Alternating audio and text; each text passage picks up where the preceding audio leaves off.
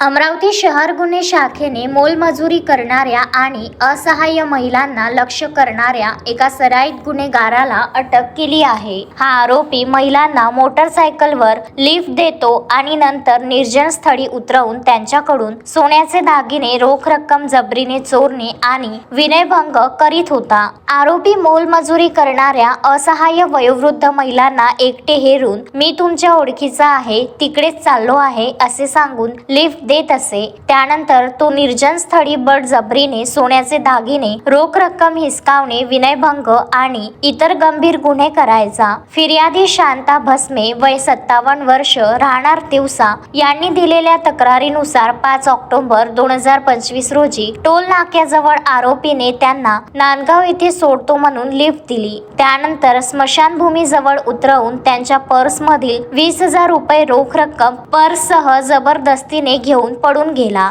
या घटनेवर Nandgaon Peth police station येथे अनोळखी इसमाविरुद्ध भारतीय न्याय संहिता कलम 304(1) अन्वये अपराध क्रमांक 354/2025 दाखल करण्यात आला होता।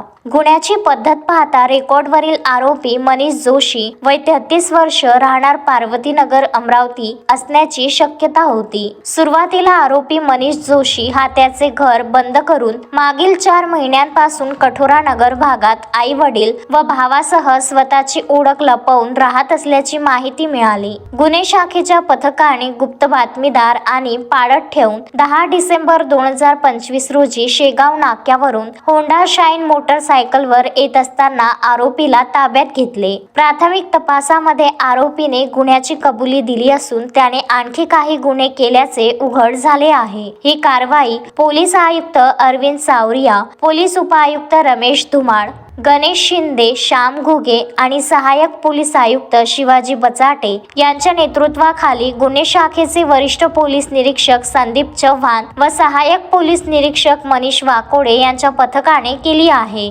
शोएब खान, विदर्भ न्यूज, अमरावती।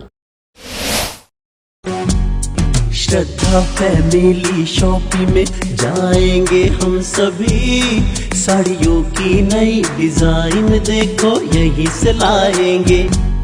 श्रद्धा फैमिली शॉपिंग में जाएंगे हम सभी, लेडीज जेंट्स बच्चों की हर फैशन लाएंगे सभी। फैशन के सफर में आप भी आगे ही आगे बढ़ते चलिए, क्योंकि बिजीलैंड का सबसे बड़ा आलीशान भव्य showroom Shraddha family shopping and mall, busyland complex, Nandgaon Peth, Amravati.